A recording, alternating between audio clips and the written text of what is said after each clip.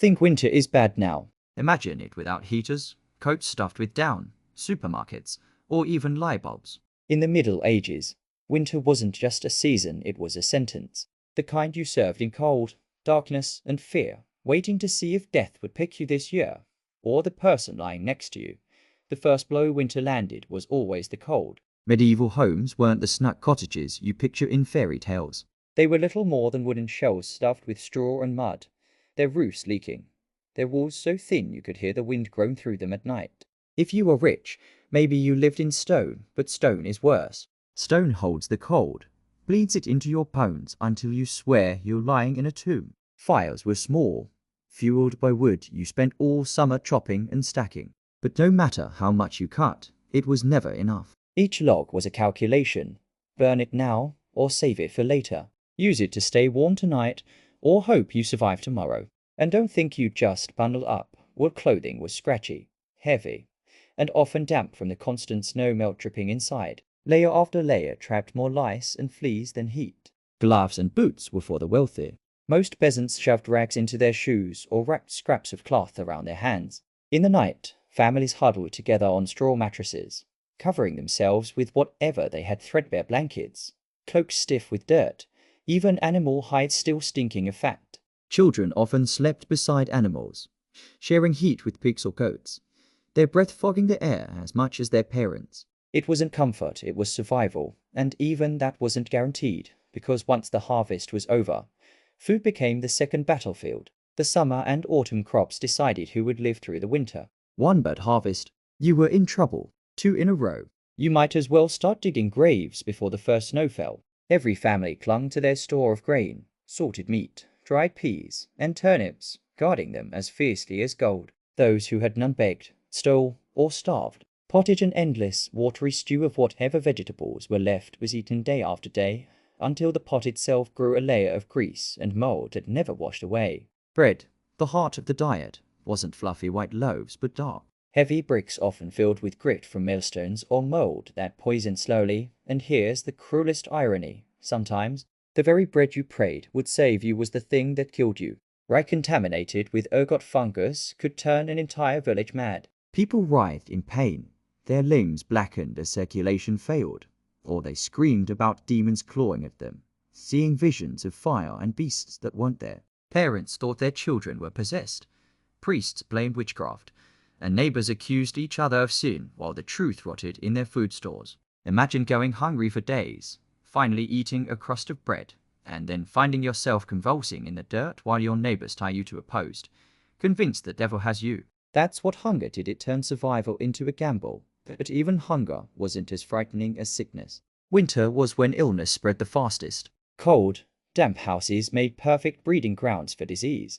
Coughs became death sentences. Fevers blazed, and infections raged unchecked. Without medicine, without knowledge of germs, without even soap to wash hands properly, one sick villager could doom dozens. Parents buried their children, children buried their parents, and sometimes entire families vanished within weeks. All the while, doctors and priests muttered about humors, curses, or God's punishment, offering remedies like bloodletting, charms, or a prayer that did little more than waste precious time. And outside, death prowled too.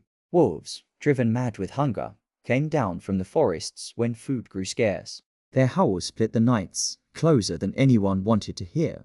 Sometimes they carried of sheep or cattle, sometimes children. Wolves weren't fairy tale monsters in the Middle Ages, they were real, and they came in packs that could strip a man to the bone in minutes. But the wolves weren't the only predators. Bandits loved winter too. The frozen roads left travelers slow, vulnerable, and desperate. If you tried to move between villages, maybe searching for food, maybe seeking shelter, you risked steel at your throat. And a thief wouldn't hesitate to take the cloak of your back or the shoes of your feet, leaving you to freeze. But let's say you avoided them. Let's say you even had food enough, fire enough, and neighbors who didn't betray you. That didn't mean you were safe. The cold crept in slowly, wearing you down day by day. Hypothermia didn't need a storm, it only needed neglect. A night where the fire went out too soon. A day where the wind cut too sharp through a crack in the shutters. First came the shivering, then the slowness, then the terrible, deadly warmth. Many who froze to death were found naked, having stripped their clothes off in their final hours, convinced their bodies were on fire. Children woke to find their parents stiff and silent beside them. Villagers woke to find elders frozen in chairs, frost whitening their lashes. Winter didn't just kill, it stalked. It waited, and then it claimed whoever faltered first, and faltering was easy. Think of the daily routine. Wake up before dawn in a room where your breath makes mist. Break the ice on a bucket of water that may already stink from rot. Step outside into snow up to your knees, where every breath bites your lungs. Work until your hands split open and bleed, because the animals still need feeding. Firewood still needs cutting. Paths still need clearing. Then return to a meal of thin soup or stale bread, if you're lucky. Go to bed in the dark, your stomach gnawing, your body aching, and start over tomorrow. There was no break, no relief. Winter didn't allow it.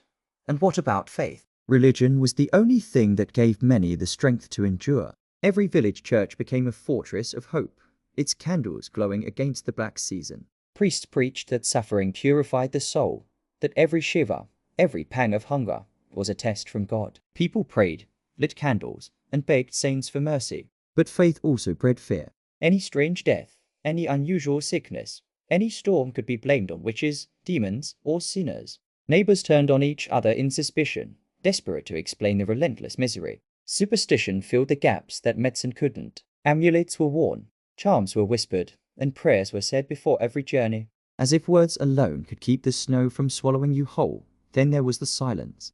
That crushing silence of a world buried in snow, broken only by the groaning of trees, the crack of ice, or the howl of wolves. The stillness wasn't peaceful, it was suffocating.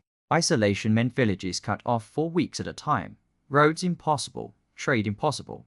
If you ran out of food, no one came to help. If you grew sick, no doctor came riding. You were on your own, staring at the same grey horizon, wondering if anyone outside your tiny world was even still alive. Loneliness gnawed just as sharply as hunger, and still, you had to keep going. Families rationed meals so that children might live, even if parents wasted away. Firewood was stolen in the night. Graves were dug in frozen ground, each one a reminder of how thin the line was between survival and death. When the thaw finally came, it wasn't joy that people felt first, it was exhaustion.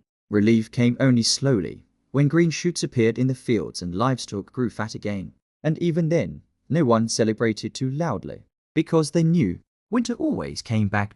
So ask yourself honestly if tomorrow you were dropped into a medieval winter, stripped of your modern comforts, with nothing but a smoky fire, a mouldy loaf, and a few rags between you and the snow, how long would you last? A month? A week?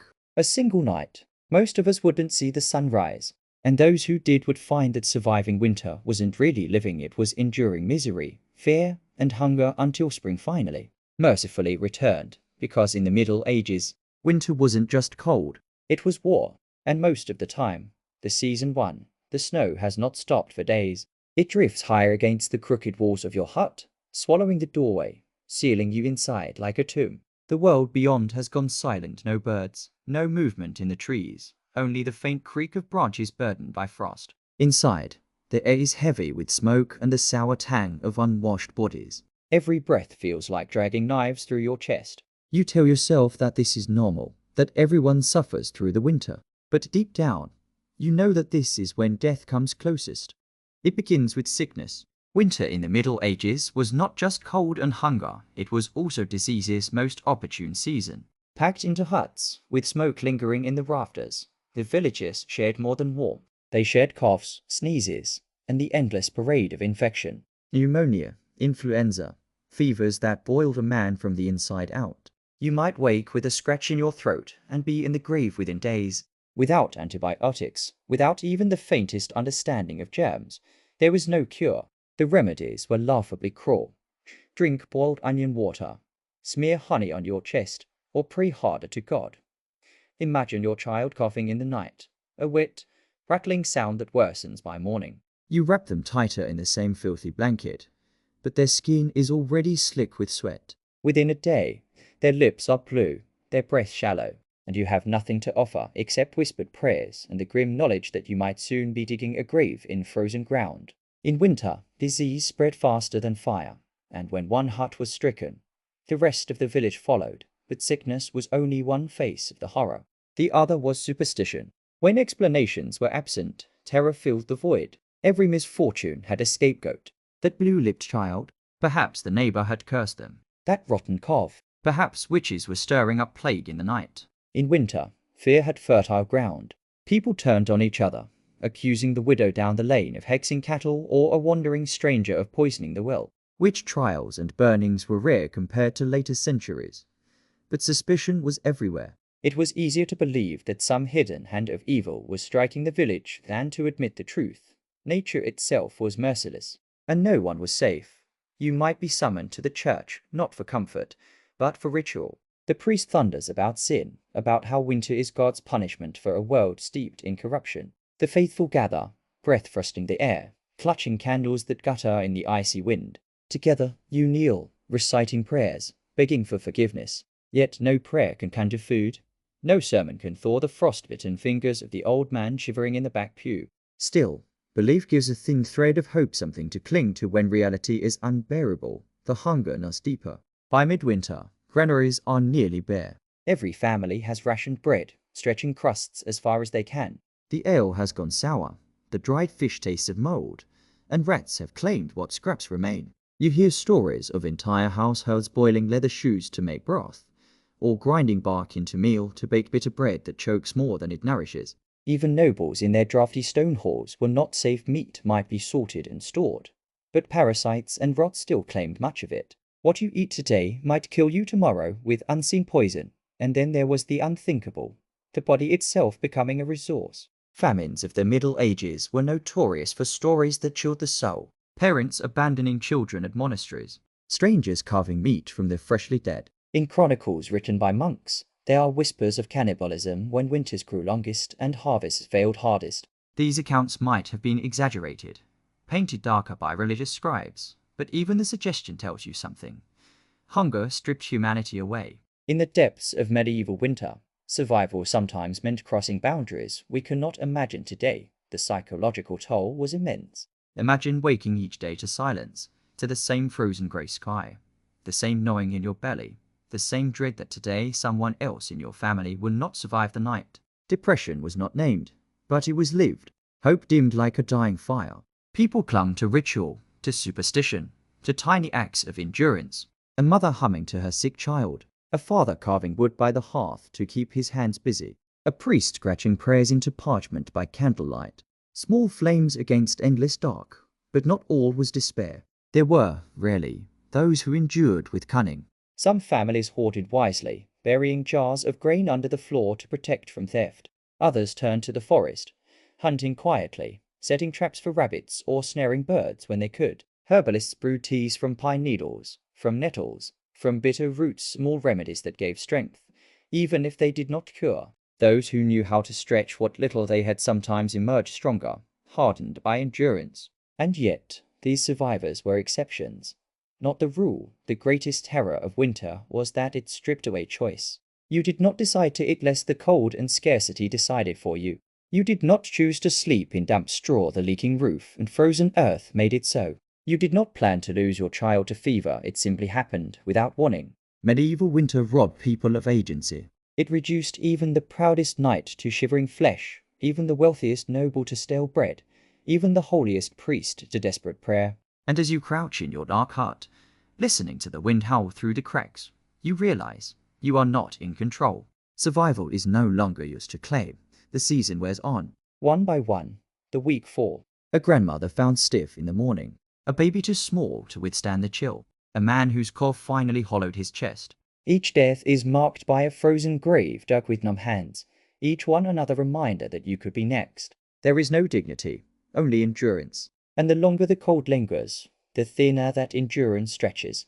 Would you survive? Or would the hunger, the disease, the fear finally claim you too? Remember, there was no modern medicine, no supermarkets, no central heating, no safety net. There was only the bite of frost, the ache of hunger, and the relentless weight of a world determined to snuff you out. Winter was the great equalizer, indifferent to wealth, indifferent to prayer, indifferent to hope. It came every year, and every year it claimed its due. The days blur together. You lose count of how long the snow has held the world hostage. The horizon is nothing but endless grey, the fields an ocean of frozen white. Inside, the firewood dwindles. Every stick burned is another day stolen from the future, another gamble that spring will come before fuel runs out. Your hut feels smaller with each passing night. The air stale, heavy with the stench of sweat, damp straw, and sickness. In such confinement, time itself begins to unravel. People start to lose their minds. The isolation, the hunger, the constant drip of misery erodes reason. There are stories of villagers wandering into the night barefoot, convinced they saw a light in the trees only to be found frozen stiff at dawn, their eyes wide, their lips cracked into a final scream. The mind plays tricks when starved and trapped, whispering that escape is possible, that something waits beyond the snow. But outside, there is only death, and then there is the toll of grief. You have buried more neighbors this season than you can remember. Each funeral is hurried, shallow, the ground too hard to dig deep. Graves marked by sticks or crude stones, sometimes unmarked altogether when frost resists the spade. It is not just death itself that haunts you, it is the indifference. People grow numb. A child dies, and the village does not even gather to mourn. An old woman is carried out, and no one weeps. In a world where death is constant, mourning becomes a luxury. Superstition fills the cracks left by despair. You see your neighbor hang sprigs of dried herbs over the doorway, muttering charms against frost demons. The priest blesses the frozen fields, chanting psalms as if holy words could thaw the earth. When illness strikes, people search for omens, an owl calling at night, a crooked shadow across the moon. You begin to wonder yourself, is the cold truly natural, or is it the work of devils? In such a world, belief is not foolish, it is survival. To doubt is to collapse, but not all give in. Some few find ways to endure, though the cost is terrible. Perhaps you join a hunting party, trudging into the woods with dogs and spears, knowing that the frostbitten trek might kill you even before a beast is found. Perhaps you sneak into the Lord's stores, stealing handfuls of grain at the risk of your hand being chopped off for theft. Survival is no longer about right or wrong, it is about now or never. Morality bends when hunger sharpens. The laws of kings and priests matter little when your ribs jut through your skin, and still, there are those who thrive by comparison. In monasteries, monks huddle together, reciting prayers but also rationing with more skill than peasants. Their libraries hold knowledge of herbs, teas, and fasting techniques. They endure better, though not unscathed. Nobles fare best of all, with salted meats, barrels of ale, and servants to gather what little can be found. Yet even their stone halls are no fortress against cold. Great fires devour wood. Tapestries do little to keep out drafts, and parasites infest even the wealthiest chambers. Hunger is less, but the chill still bites. Winter does not play favorites forever. The weeks turn into months. Frostbite blackens fingers and toes. Coughs deepen into bloody fits. Infants fade quietly in their mother's arms. Old men surrender in sleep, too weary to wake. Each morning, you wonder if today will be your last. Each night, you wonder if the fire will hold. In such a season, hope is rationed thinner than bread. You do not dream of spring, you dream only of surviving tomorrow. And yet, for some, spring does arrive. The thaw begins with trickles of water, snow shrinking back from the edges of fields. The first green shoots appear, fragile but defiant. Livestock stumble from barns, ribs visible, eyes dull, but alive. Those who survive the winter crawl into sunlight like ghosts, blinking, hollow-eyed, but breathing. They have endured what countless others could not, but survival has its price. The psychological scars remain. You cannot forget the empty huts, the graves without names, the cries of children silenced by hunger. You carry the memory of every desperate act, every ration cut, every night you wondered if you'd see morning. The fear does not leave you. Even when the sun warms your skin again, part of you stays in the frozen dark. Part of you knows that winter will return, as it always does, to test you again. And what of you? Could you endure what they endured? Could you sit in a freezing hut with nothing but mouldy bread and thin broth, praying that your children's calves would not turn fatal? Could you sleep with frost creeping across the floor, knowing that hunger might drive you to madness? Could you survive not just the cold, but the endless fear that tomorrow would bring nothing but more of the same? For the medieval world, winter was not a season, it was a sentence. Every year, it returned to claim the weak, to test the strong, to remind mankind of its fragility. There was no guarantee of survival, only the desperate gamble of endurance. And whether you lived or died often came down to luck.